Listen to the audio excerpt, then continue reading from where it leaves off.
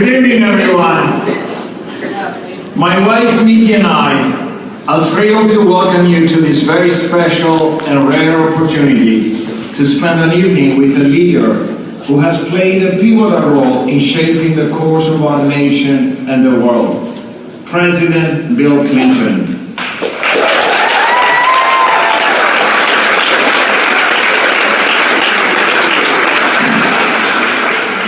Our distinguished guest will lead the first half of tonight's program, after which Dean Jim Ellis of the USC Marshall School of Business will join us to moderate a conversation with President Clinton. When Bill Clinton accepted his nomination for the presidency of the United States in 1992, he said, "The urgent question of our time is whether we can make change our friend and not our enemy." It is clear that throughout his extraordinary life, President Clinton has sought to understand and even befriend the changes of our time. His presidency coincided with the close of the 20th century, a time of great technological, cultural, and economic transformation. The world was becoming a smaller but far more complex place. And he saw early on that national borders were giving way to an increasingly globalized world. President Clinton's foresight contributed to one of the most prosperous and peaceful times in our nation's history. During his 2 terms in office, the United States experienced the lowest unemployment and inflation rates in decades. And with the North American Free Trade Agreement, the President created a powerful trading bloc with Canada and Mexico. This historic alliance strengthened financial ties with our closest neighbors and deeply influenced the global economy.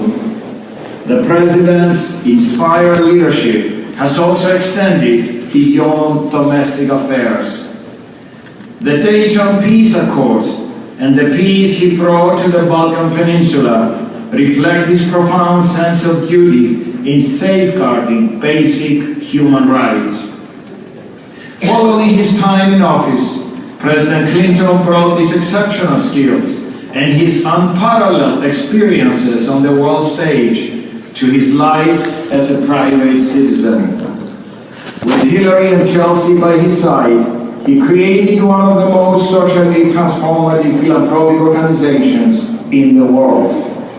The Clinton Foundation tackles HIV/AIDS, promotes economic growth in the developing world, combats childhood obesity, and promotes access to healthcare. And all the while, the foundation offers humanity a blueprint, teaching us how to respond to uncertainty.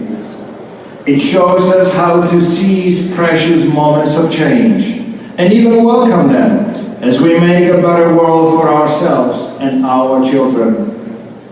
Through his many contributions and accomplishments, President Clinton has answered the question, can change be our friend? And that answer is a resounding yes. Ladies and gentlemen, it is with great pleasure and distinct honor that I'm presenting to you President William Jefferson Clinton.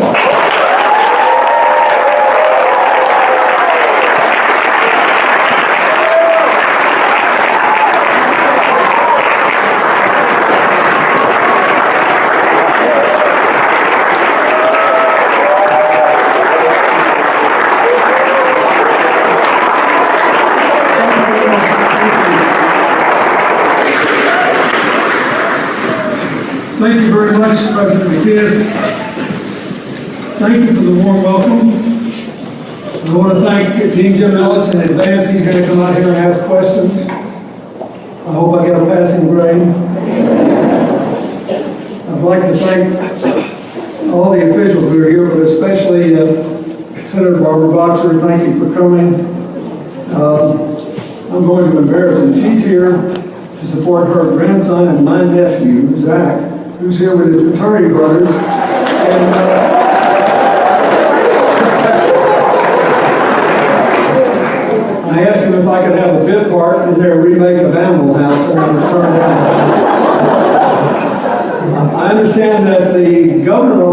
of Texas is here, Greg Abbott. I think he's over here somewhere. Thank you for coming.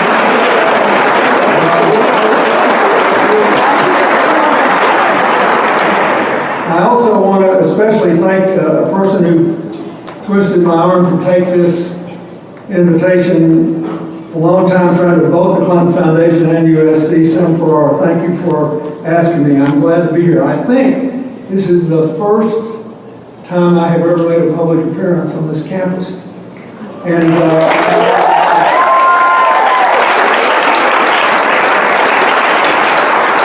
I have, however, met a lot of your students because every year graduating students from USC come to spend a year working at the Clinton Foundation as or fellow Brittingham Fellows. They work on our climate change work or the Alliance for a Healthier Generation, our efforts to try to reverse childhood obesity problems in America, or the Clinton Global Initiative. So I'm very grateful. They've all been terrific. I also want to thank USC because every year we have had a special meeting of the Clinton Global Initiative for university students. USC has participated. 36 students have come to these meetings. They've made 29 commitments to action on issues ranging from human trafficking to economic inequality to women's enterprise development, touching lives from Los Angeles to Uganda. So I thank all of you for the emphasis you place on service. Now, we're going to have an interesting Q&A, and I told Jim before he came out, and we did this a year ago at a different event, that, you know, the great thing about not being in office anymore, I can say whatever I want, and he can ask me whatever he wants. Sad thing is nobody really has to care what you say anymore. I want to begin by just having introductory remarks about how I view the present both in the United States and in the world, the framework. Because if you just read the paper or scan the internet or look at the evening news and you do it for a week and you have no framework within which to evaluate these things, it's like the political equivalent of chaos theory in physics. It will give you a headache. And it's also very easy to confuse the headlines from the trend lines and whether they are representative or not of what's really going on in the world. You don't have to agree with me on my framework, but you need one of your own. So especially for the students here, I hope you'll think about that. It's obvious to me that since the fall of the Berlin Wall, the rise of the internet and the globalization of finance, technology, terrorism, climate change, and the rise in trade, which you might be interested to know is still, as a percentage of GDP, slightly lower than it was among wealthy countries right before the outbreak of World War I. But there's a lot more interdependence that goes way beyond trade today. So the fundamental reality of the world we live in and the world we're moving toward is interdependence, and it will only increase. Interdependence can be good or bad, or human nature being what it is, it can be both. But divorce is not an option. We can build walls, we can wall ourselves off in some ways and not in others, but the interdependence of the world in which you live cannot be altered. Therefore, I believe the most important job of any citizen in the 21st century is to build the positive and reduce the negative forces of our interdependence, to define the terms on which you would like to relate to your neighbors around the corner and around the world. Interdependence, as I said, is both good and bad. There are new platforms for economic empowerment in the developing world. I work with a lot of them. When the first President Bush and I worked in South Asia after the tsunami a decade ago, And then I stayed on for 2 years afterwards to be the UN coordinator. We put all the fishermen or their survivors who wanted to back in their fishing boats. Lots of them were killed in Indonesia, in Aceh. Lots of them were killed in Sri Lanka. Lots of them were killed off the coast of Southeast India. But we gave them all, for the first time, cell phones. And on average, their incomes went up 30% because for the first time in their lives, they knew whether they were getting shafted on the price that was offered for their fish. And I could give you lots and lots of examples of how that is happening now with farmers in Africa and other places around the world. People are using cell phones basically to replace the banks. When I went to work in Haiti for the UN before the earthquake and then afterward, and then the second President Bush and I set up a fund there, we tried to help support businesses, but I also set up a special Haiti working group, which is still very active, in the Clean Global Initiative of business people. And the leading cell phone company in Haiti worked with a Canadian bank, Scotiabank, to provide cell phone banking services. Because 85% of the people in Haiti were unbanked when we started. And now they have a bank account. They can do automatic deposits and transfers. They can apply for loans and get credit. All because of modern technology. All over the world, there are now thick microcredit networks which are helping especially women start businesses or expand them and expand their income and support their children and put them in school for the first time. And there are, a lot of other examples of that. The internet has done a great deal of good. It's made it possible for an 8-year-old to get on the internet and find out in 30 seconds what I had to go to college to learn. It's also made it possible for social networking sites not only to do great good, but to recruit new members from ISIS.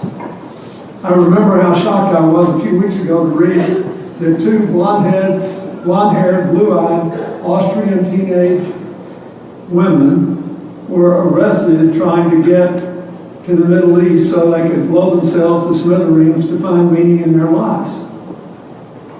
So it illustrates what I'm saying. The rise of non-government organizations on the whole has been a great thing. The United States has over 1 million of them, over half formed just in the last 18 or so years. There are about 1 million in India. There are large numbers in China, some of which are not yet registered with government. Before the Russian government decided they didn't like them, there were 150,000 in Russia. And these non-government organizations range from very low, small grassroots operations to the Gates Foundation, the biggest one, and I believe one of the finest. One of my partners is an Indian-American tech pioneer who lives in Massachusetts, and with his Indian partners, he's now feeding over 1,250,000 students every day in school for $30 a year, giving them nutritious food, which does not make them sick because it is prepared under strict sanitary conditions in a country which has almost no good sanitation outside the prosperity centers. And he's going to go to 2.5 million kids a day in the next couple of years. So this NGO work, which is now basically my life, is doing wonders.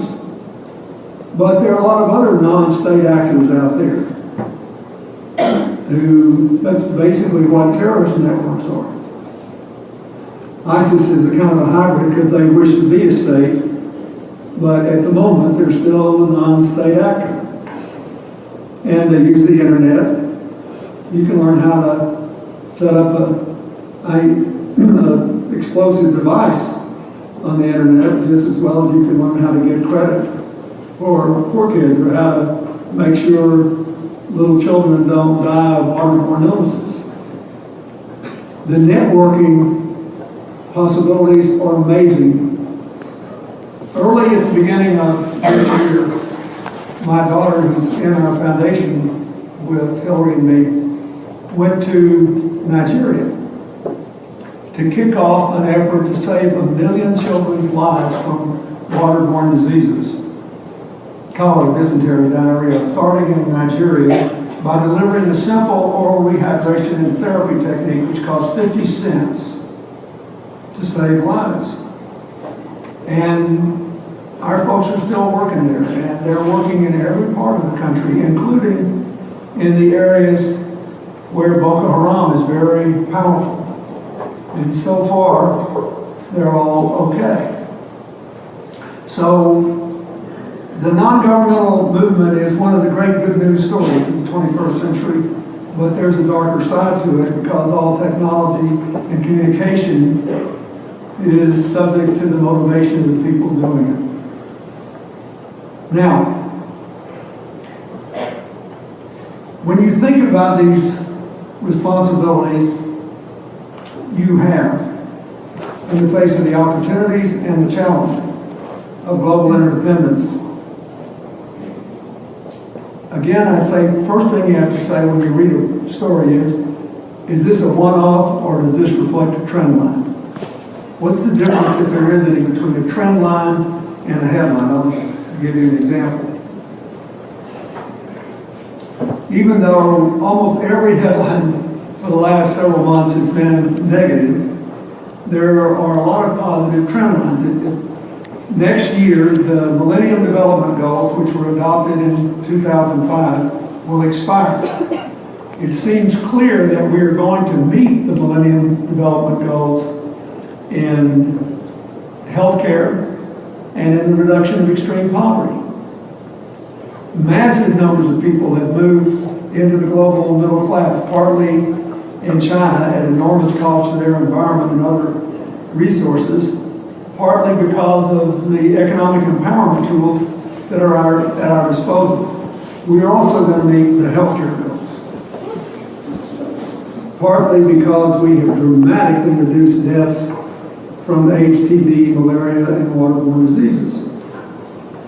I remember I think the best thing the second President Bush did was the PEPFAR program to put American money into fighting AIDS, TB, and malaria. And we were talking one day, and he asked me what I was doing in aid, and I explained that we had gotten drastic reduction in prices from generic drugs from $500. At the time, we were down to $120. And now that treatment was about $90, and we reduced the price of children's drugs from $600 to $60. And he said, well, but my people tell me those drugs are no good. I said, they're wrong, but I'll make you a deal. This is what should happen in Washington. We made an evidence-based agreement. I said, I'll make you a deal. I will submit every drug we put into any body, anywhere in the world, to the American Food and Drug Administration, the FDA, if in turn you say that if they pass, not that you order anybody to buy them, but that if the countries we work in together want to buy generic drugs, they can. He took the deal. I submitted 24 drugs, as I remember. The FDA approved 22 of them in record time. And when he left office, about 1.7 million people were being kept alive with American taxpayer money who had AIDS. Then when Hillary became Secretary of State and a man named Eric Gouldsby, who opened the first or second AIDS clinic in America in San Francisco, became head of PEPFAR, they went to 100% purchases of generic drugs, and they went from 1.7 million to 5.1 million people being kept alive, 3 times as many, actually for slightly less money, because we kept driving the price down. The point is, we worked together, we made agreements, and good things happened. So, my view of this is pretty straightforward. if you want to increase the positive forces of interdependence, which is how you all got here today, right? And reduce the negative ones, we have to define the terms of our interdependence in positive ways. You have to have an idea of what you want the world to look like. I can only tell you what I want. You should decide what you want. When my life is over, I hope we have a world of more widely shared opportunities and a country of more widely shared opportunities and access to education, healthcare, jobs, income, and capital. I hope we have a world and a country of more shared responsibilities for the common security, for solving social problems, for dealing with the challenges of climate change. And I hope we have a sense of shared community that highlights our differences, but in a positive way, so that our identities can be more inclusive. And I hope we're all proud of our defining characteristics, whatever they are. But we believe our common humanity matters more. Identity politics, in a negative way, is the central problem that we face all over the world.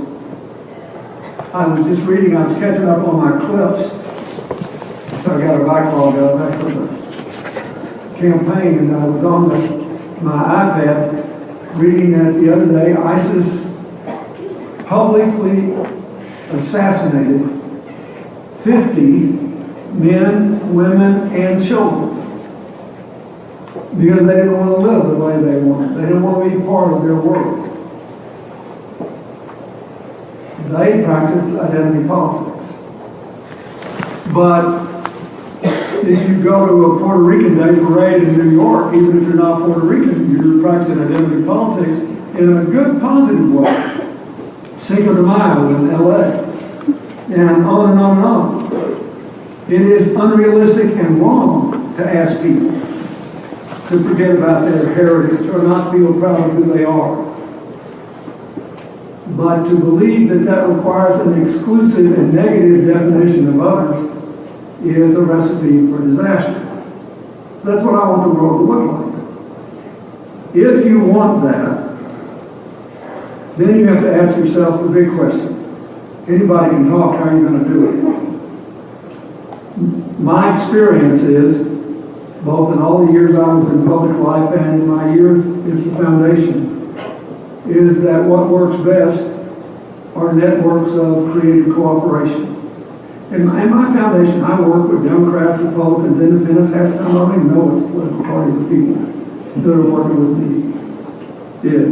Why? Because we agree on what we're trying to do, and then we have vigorous disagreements and discussions about what the best way to do it is. Then we try what seems to be the best course, and if it's failing, we say, hey, we tried that, it failed, now we're going to do this. If it's working, we put the pedal to the metal. With the Clean Global Initiative, which brings together people from all over the world every year, and is the only meeting, as far as I can determine, where you can only get invited back if you actually promise to do something and set about doing it. We got Palantir, a distinguished California company, to analyze all of our commitments over the 10 initiatives we've had. We just had our 10th anniversary. The ones that were completed, the commitments, the ones that were in train to be completed, the ones that were lost, and about 6% that had where people had really tried and failed. And we may learn more from the 6% that failed than we did from all the ones that are succeeding. We need to do that. That works better. And if you're in a network where you're cooperating, nobody's ashamed to admit they were wrong. Because it's self-reinforcing. Now, if you look at the places in America, for example, that are in better shape today than they were even before the financial crisis, where median income is rising, poverty is going down, people are growing together, you find almost without exception there are extraordinary places of cooperation. It won't surprise you that California has at least two, obviously Silicon Valley is back, but San Diego, which used to be known only as a place with, it was the Navy capital of America, the naval, and still is very important, is now the Human Genome Center of America because Craig Venter, who pioneered the private sector effort to sequence the human genome and then worked with us when I was president to finish the international government-led or funded effort. By the way, I spent $3 billion of your tax money on that. It's the best money we've ever spent. There was a study that came out last year saying that almost $180 billion of economic activity had already resulted out of that, which is one thing I hope that in this coming session of Congress we can get agreement on is that the one thing government should do is fund basic research. Because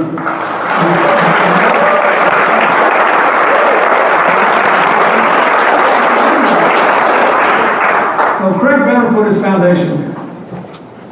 And they have several universities there, but UCSD has done a lot of work in trying to improve its capacity to educate and train people in this field. Qualcomm is headquartered, a big computer company in San Diego. There are now 700 other computer companies there. For obvious reasons, if you have 3.6 billion genomes in your body, nobody can see one. So you've got to have massive analytical capacity. And as a result, they have 700 new companies with lots of new jobs, paying above the median wage, changing the job mix, allowing the place to grow more together.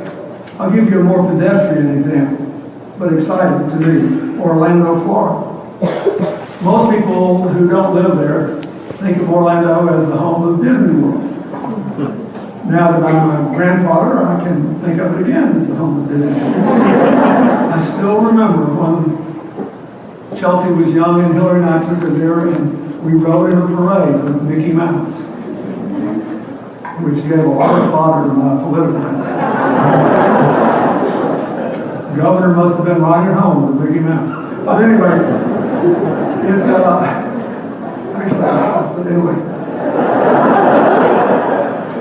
but it is also the computer simulation capital of America. Why? Well, because Orlando is also the home of Global Entertainment Arts Video Game Division and Universal Studios theme park, and because the Defense Department and NASA spend $5 billion a year there on computer simulation. As a result of which, there are 100 computer simulation companies headquartered in Orlando, from new ones to very well-established, very big ones. Now, why is that? Well, it's obvious that if you've ever been addicted to video games, you've got to have good computer simulation to maintain that same manic obsession that those of us who play them have. It's obvious that they need improving computer simulation to keep Disney World and the Universal theme park interesting, and it is way safer and cheaper to teach a young military person to drive a tank or fly a jet airplane or an astronaut to go up in a spaceship on the simulator than the real deal. And there's this explosive creative environment. So much so that the University of Central Florida has become America's largest, largely unknown university. There are more than 50,000 undergraduates there.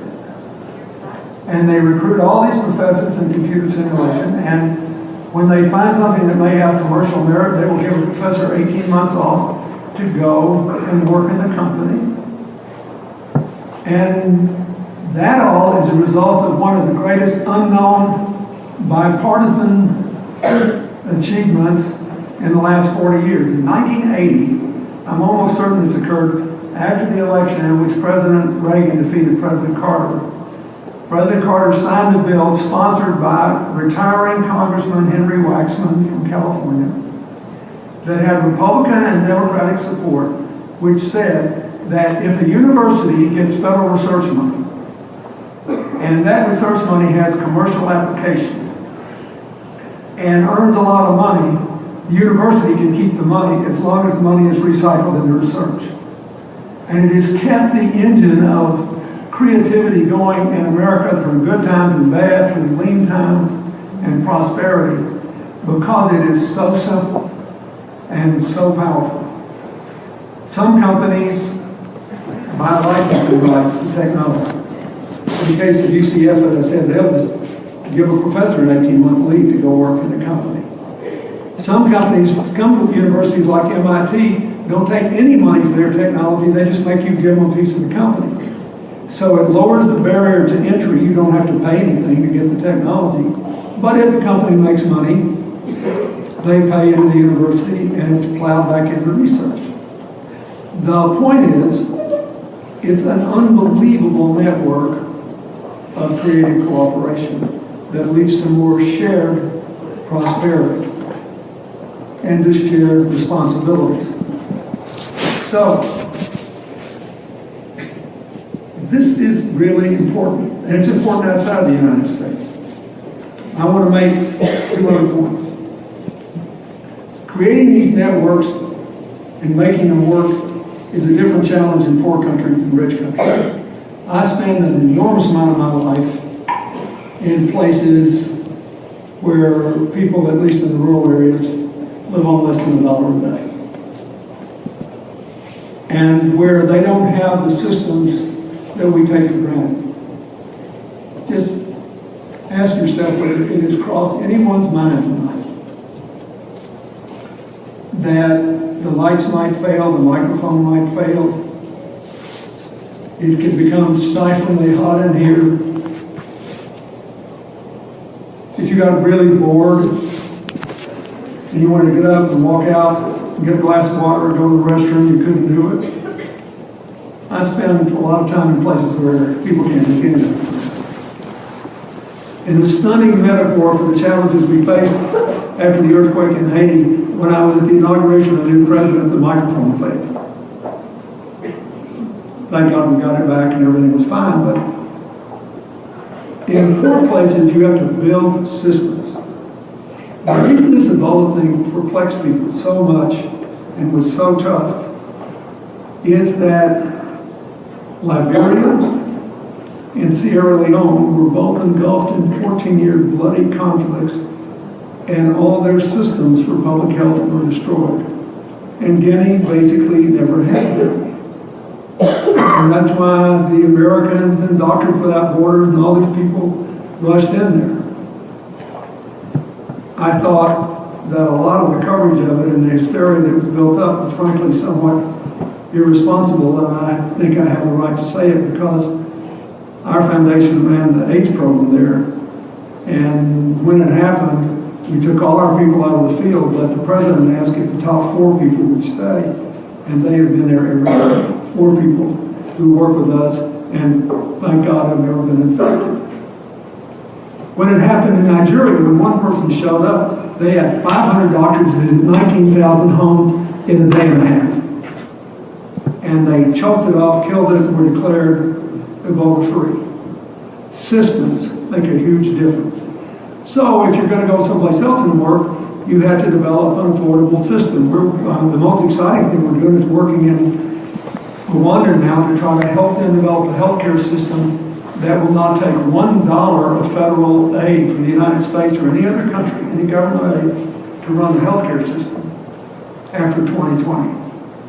I don't know if we can do it, but I know this. There are 19 universities, 13 medical schools, 6 nursing schools, the Yale School of Health Management, and a couple of hospitals working on training people to do it. And they're doing it for 7% overhead, which is 1/5 of what American NGOs usually get to work in other countries. And I'm very proud of my country for doing that, because those people don't have that $75 million to spend on that. They can take the $75 million in aid and put it into keeping kids alive now. And if we can build a system that will work, the problems in wealthy countries are just the reverse. We all have systems, that's how we got in these chairs. But they are in constant need of upgrade.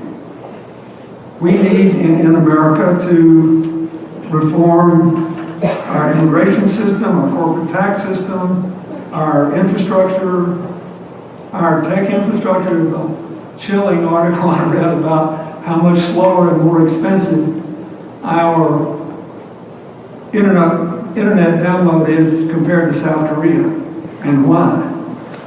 And why we're only really globally competitive in speed in the places where Google is investing. You ought not to have to be one of those communities where they're investing to be able to do it. And we can go into that later if you want. The point is we can do that. We're in the middle of reforming healthcare. And the common consensus is it's terrible. And you say, well, should we repeal it? People say no. Why? Because we've had, for the first time in 50 years, 4 years of inflation at 4%. When we started, we were at 17.8% of GDP going to healthcare. Next most expensive big rich country is 11.8. We were spending $1 trillion a year more than we would spend with any other country system with worse health outcomes. Now we're down to 17.2. Millions of people have health insurance they wouldn't have.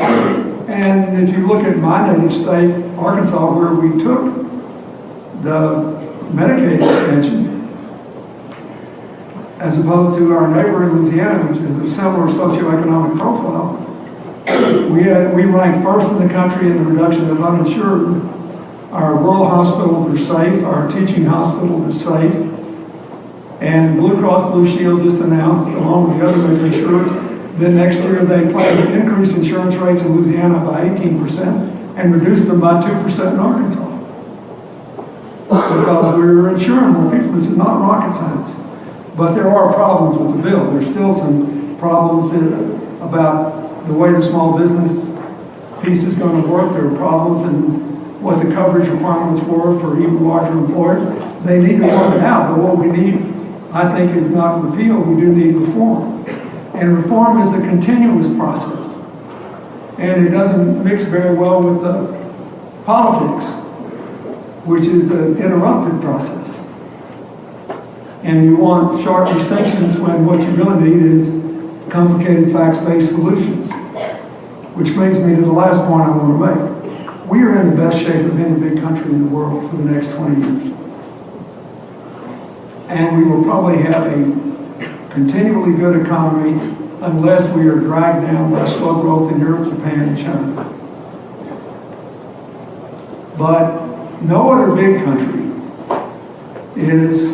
that already is wealthy, is as young as we are, as diverse as we are, has the technological base of the university network we do, or the energy resources we have. Not to mention those we haven't developed. America ranks first or second in the world, not only exporting and producing traditional energy, but in our capacity to generate electricity from the sun and the wind. As the governor-elect of Texas knows, Texas, the oil capital of America, has a base load capacity of 20% in wind today. As does Iowa, as does Minnesota. And when President Bush was in office, the Energy Department said enough wind blows in North Dakota alone, known primarily for oil and gas production, in North Dakota alone to electrify America many times. But we don't have the transmission. By and large in America, even when the politicians aren't talking, the wind blows. Where the people aren't. And except for California cities, Arizona cities, Las Vegas, and Nevada, by and large the sun shines brightest where the people aren't. So we have to think of ways to deal with all that. But you just need to know that the next 20 years look good to me. I wish I were your age. I'd love to see what's going to happen. And that we're entering an age of unprecedented scientific discovery. Just last week it was announced that apparently a politically acceptable way to develop brain cells has been developed that allows unprecedented research in the area of Alzheimer's and other brain deterioration diseases. It's going to be an amazing time to be alive. So, but our biggest problem is identity politics as division rather than addition, and political dysfunction, and the fact that we have one remaining bigotry. We are less sexist, racist, homophobic than we used to be. We just don't want to be around anybody who disagrees with us. And we are, all of us, increasingly getting our news in siloed things. My late mother-in-law, who died a couple years ago at almost 92, was an unbelievable woman, and she was the most liberal person in her family. She spent most of her time watching Fox News. A 91-year-old woman, then married, and she said, you know, they want to teach me something. I need to know, and if I disagree with them, I need to know why. And I need to be able to answer it. We need to have, everybody else just already listens to people who I agree with. I'm not going to learn anything if I only do that. So I leave you with that thought. What works is creative cooperation.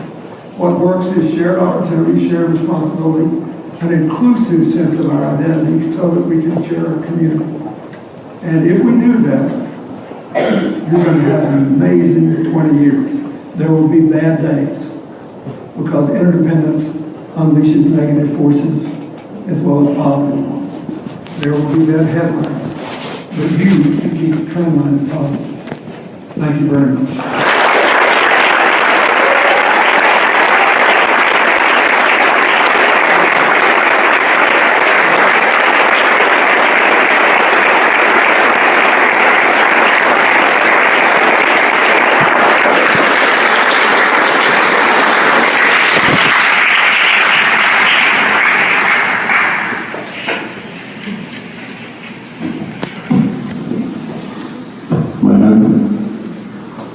First of all, thank you very much on behalf of everyone who's here.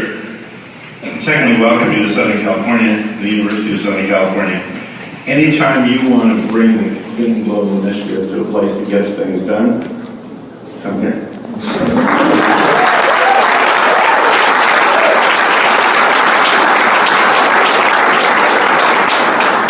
We pride ourselves in that. When you said nobody comes back if they don't do anything, we do things.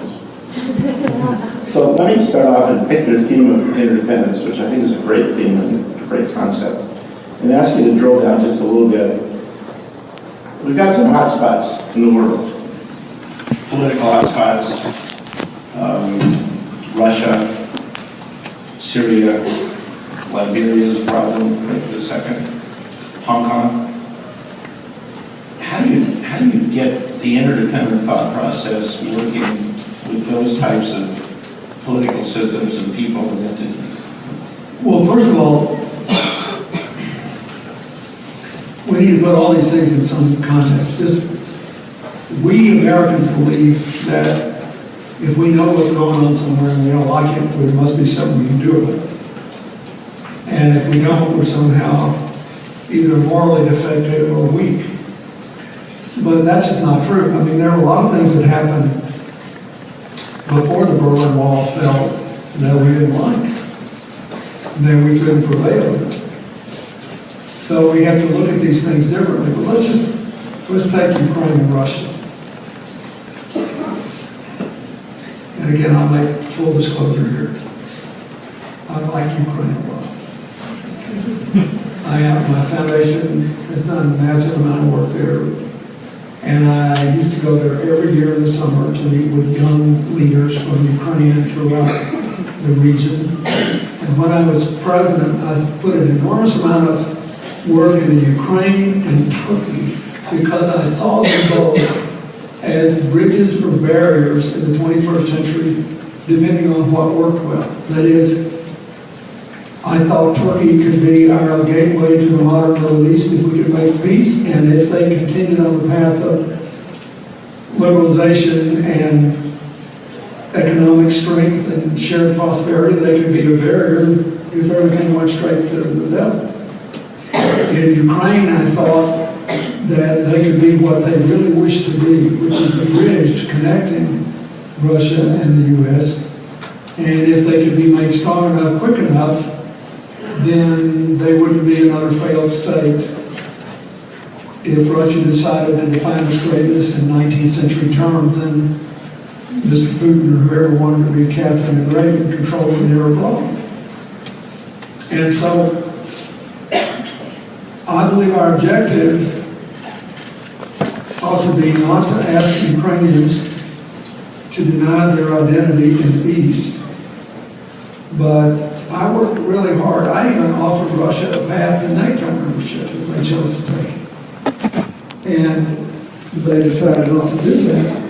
But I believe that it's a mistake for Russia to define its greatness in terms of its ability to control the neighbors on its border. Keep in mind, this Ukraine, of course, they invaded Georgia when President Bush was in office.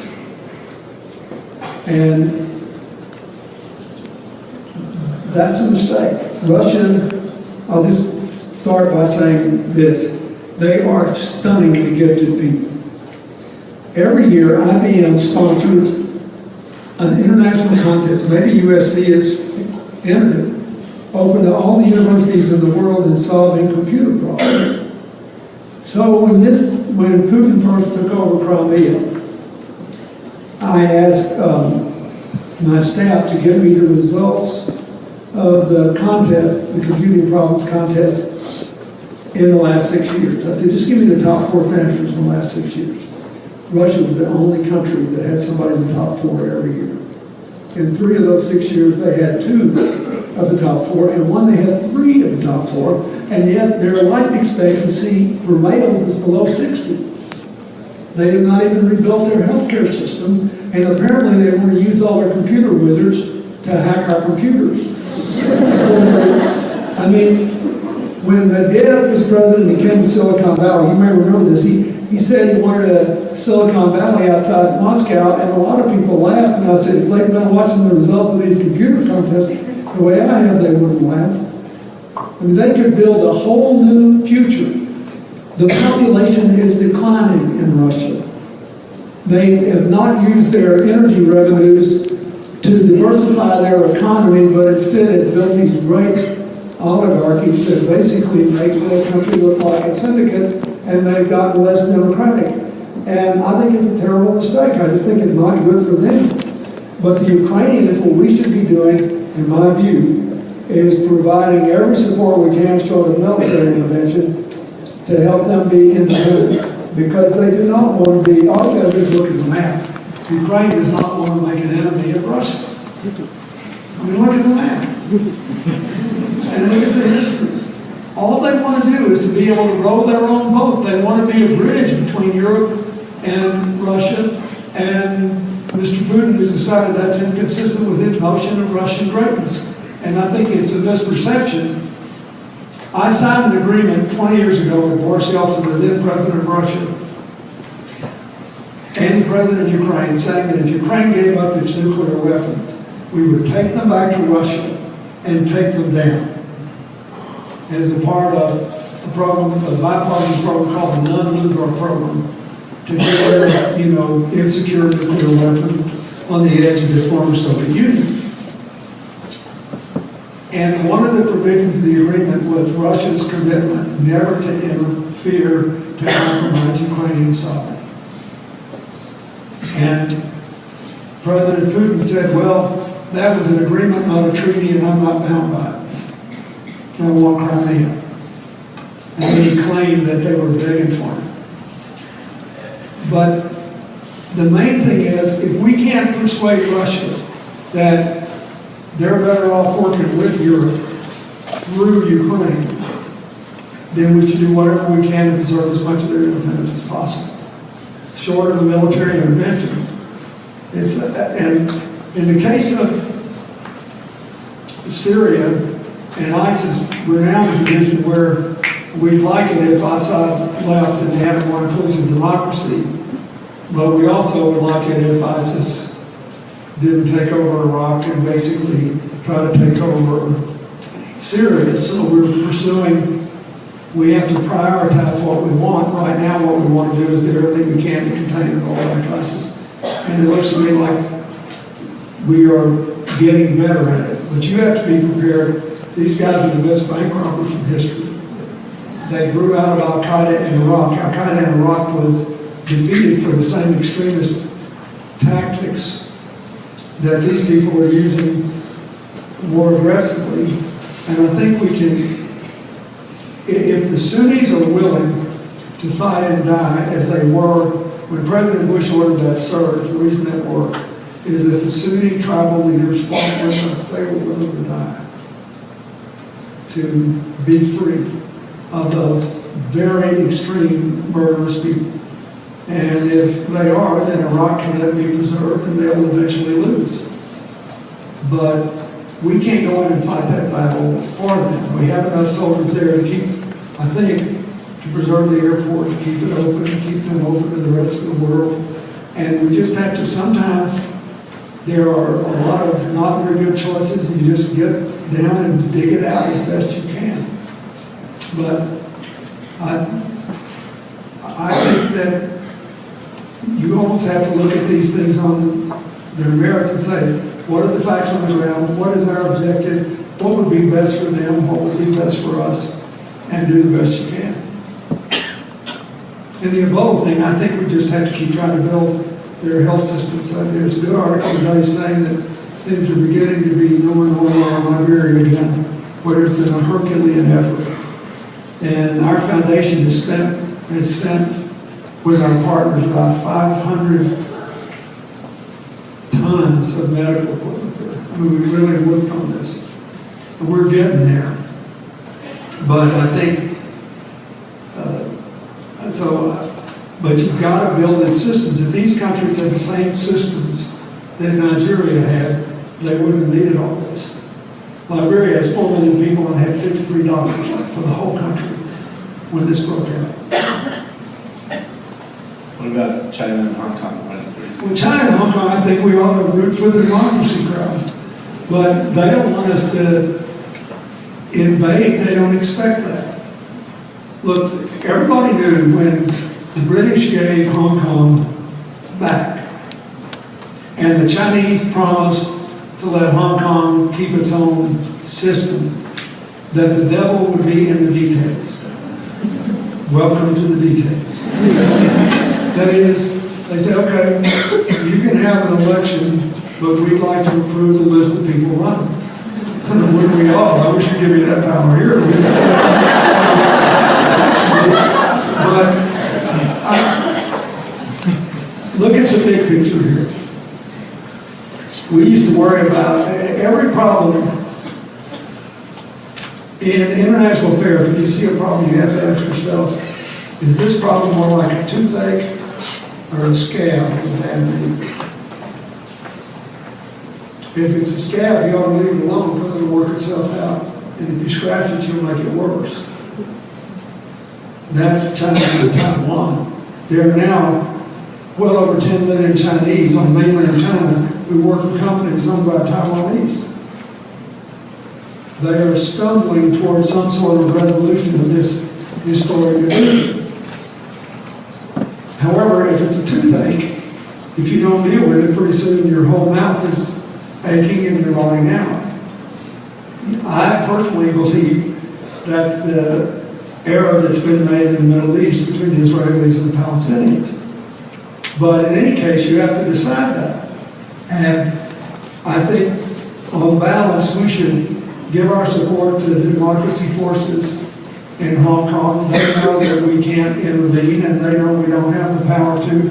And they know the best thing we can do is to work with China in a way that is mutually beneficial and makes the Chinese more secure, and therefore the more secure they are, they'll be more secure in tolerating a range of dissent in Hong Kong. That's our best option there, given the options of what we can realistically do. I think that the president wants to make some changes. He's trying to crack down on corruption. He's trying to modernize the energy. He knows he's going to have to do some really tough things on the environment because of all the air problems and the pollution of farmland and all kinds of environmental problems in China. I personally think if he does it right, it'll generate a lot of growth, but he's trying to do all that, and he's trying to keep public support up, partly by being hyper-nationalistic, which is why he doesn't want any too much static in Hong Kong, and why they're threatening to fight the Japanese over those little islands. And the Prime Minister of Japan, Mr. Abe, he wants to modernize the Japanese economy, strengthen it, get more women in the workforce, which is a laudable thing, and his only option to restore growth to Japan, since they're getting older and they don't want to take a lot of immigrants, which is what they would be the best at. of course, if they could handle it. So he's being a little more nationalistic. You have to figure out, why are these people doing this? So I'll be surprised if China does anything too severe in Hong Kong, because they don't want to kill the goose that laid the golden egg. Hong Kong is a great source of prosperity and cash and access to the rest of the world.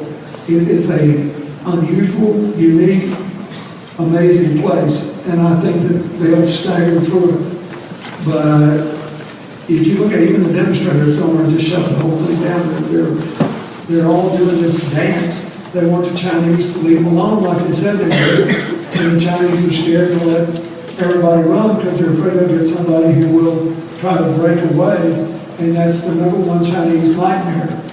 That's why they work so hard to get Hong Kong back. That's why they want Macau. That's why they don't want to disintegrate.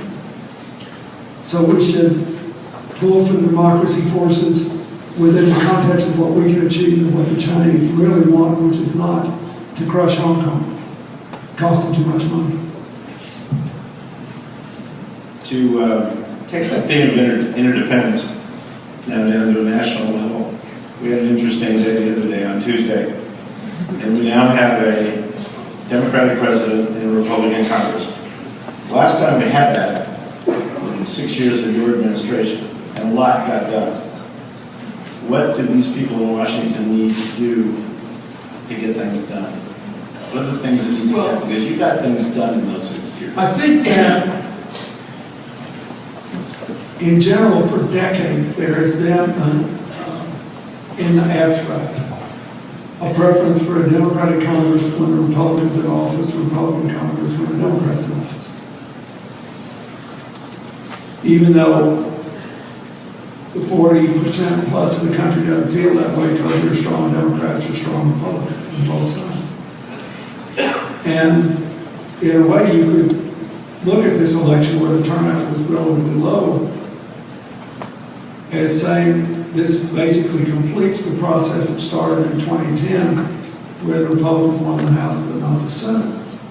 And they think, they'll force them to vote together and they'll all have to row. Whether that happens or not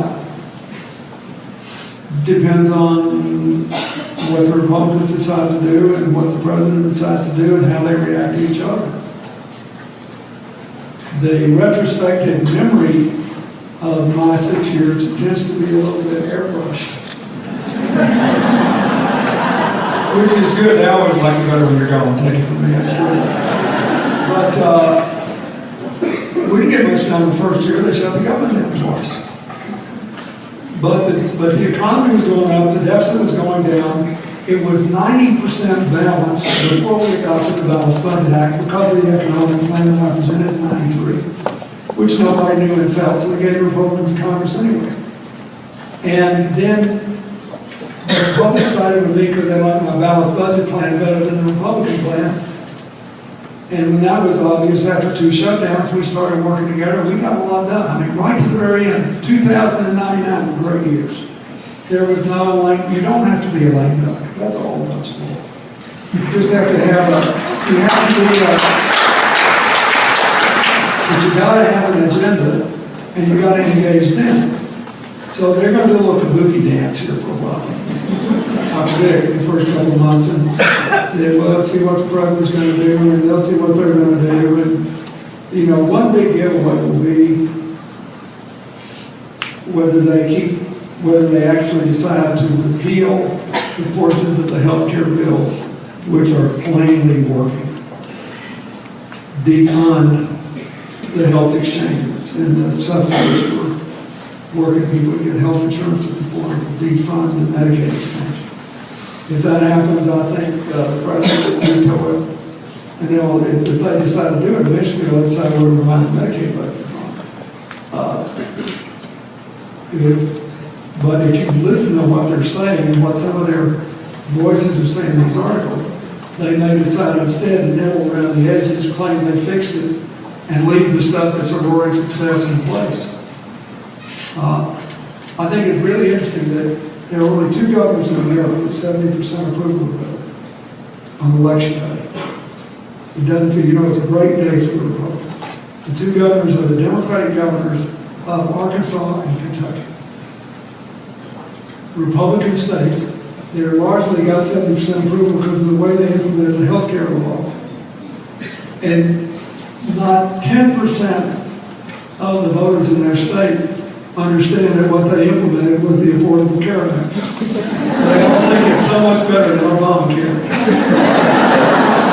So the voters are out there voting to get rid of the things that they thought their governors were just the greatest things since sliced bread. And look, I understand that. It's a tough time, and nobody feels the economy getting better yet, even though the United States has produced more jobs since the crash than Europe and Japan combined. And we got our jobs back, and now we're in a position to plot the future. And I hope the President and the Congress will decide to compromise where they can and do the things that they can. And they ought to be able to make a deal on corporate taxes, for example. This is crazy. They got $1.2 trillion at least in corporate money overseas. And when I raised the corporate tax to its current level. So I'll make full disclosure. I don't like people who are signing on this. But when I did it, it was exactly the median rate in the world. That is, we had to get some more money. The money we were getting from corporations and the tax pie was shrinking every year. So I said we bumped 3% to the global average. Now the global average is 25 or 26%. And you've got real anomalies like, I'll give you an example. Dow Chemical is a great American company that has been bringing manufacturing jobs back to America and paid something like, every year, I think the last 4 or 5 years, it's paid between 30 and 33%. And in a typical year, Exxon will play below 20. So it's crazy to have this great American manufacturing company trying to keep jobs here, trying to bring jobs back home, paying an uncompetitive rate. And then you got this inversion problem, where companies buy a little company in another country and transfer their home there. This is not, these people don't have to bring their money back here.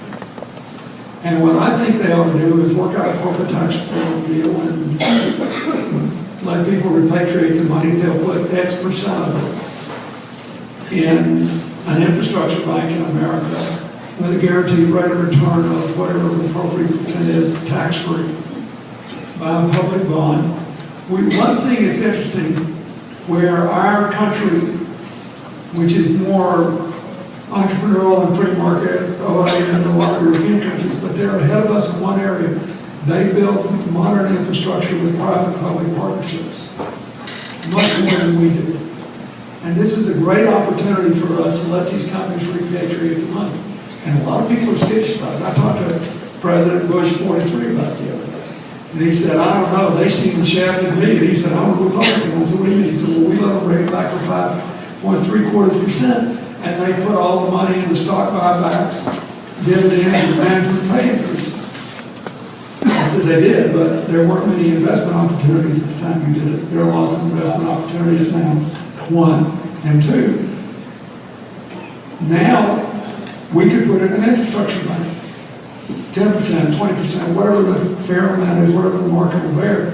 And you could fund this and modernize America, put people back to work, and it'd be a public-private, and then the government wouldn't have to kick in much. So I think immigration reform, I believe there'll be an immigration reform bill passed. The Senate bipartisan bill passed, the House didn't pass it. I think they'll pass it now because now both parties can get credit instead of one. And it doesn't make any sense, but we need immigrants. That's why our country, literally, the only rich country in the world with the younger median age than us is Ireland.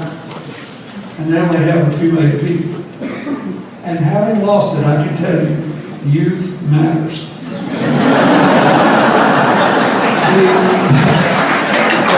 The workforce and the diversity of the workforce, as well as the education level, matters. Diverse groups make better decisions.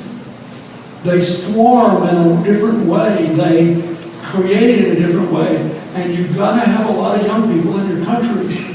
And it's better if they're from all over. So I feel that it will pass. I'll be surprised if we don't get immigration reform. I hope we get infrastructure and corporate tax reform. And if they do that, who knows where it will go. So I've been told I got the hook. I got two short questions. Not get it from me. I'm unemployed. No, that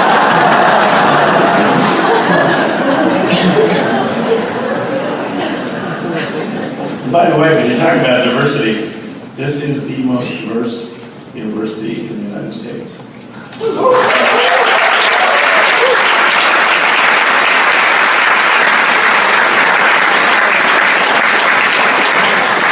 We agree with you. What's it like being a grandfather, and how did that change your perspective?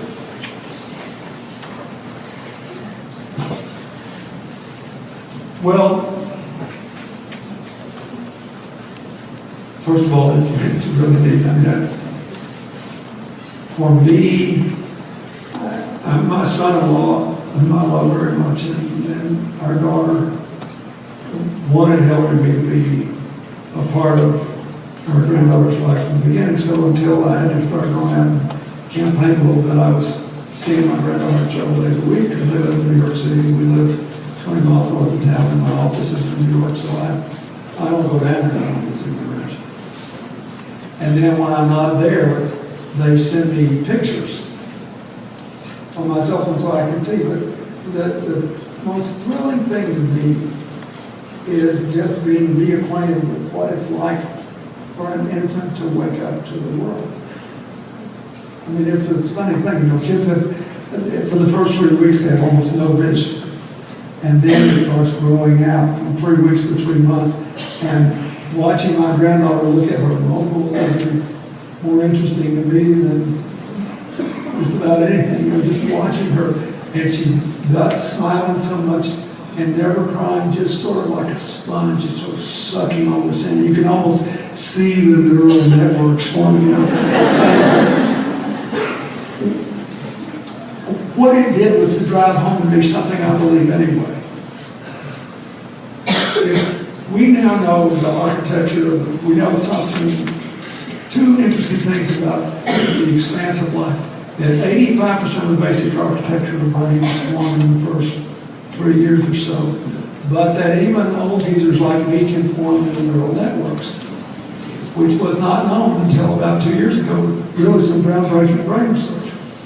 We know, interestingly enough, that if you're old, if you're a theoretical physicist and you're a genius, you will form new neural networks, not by trying to solve the remaining problems in physics, but let's say you've never been involved in music, by taking your grandchild to Suzuki piano, or learning a foreign language. It's in doing new things, form networks. We also know that when my granddaughter goes to kindergarten, if we don't provide more universal access to preschool in America, she will have heard 30 million more words spoken differently than the son or daughter of a working mother who has to get up at 5:30 every morning, drop her kid off at preschool with what she can afford, and it's got all she can say grace over to put food on the table and clothes on the kid's back. And so it made me think more about our obligations to all of our children. We're giving up tremendous potential and doing these kids a disservice if we don't act on what we now know will maximize their chances to live up to their potential. So last question, and that's my daughter, who has 3 of our grandchildren. I've asked her the question. She really has never answered it. What is a Hoya? Anybody know what the word means? The Georgetown motto is, sportsman is Hoya Saxa. And Georgetown was founded in 1789 by John Carrollton, a priest who had a brother who signed the Declaration of Independence and another brother who signed the Constitution. And sometime well after that, I think when they adopted football in the late 1800s, they got this, it was still largely an institution which had a lot of students in the classics. So Hoya Saxa means what rock? But one word is Latin and the other is Greek. So Hoya is what?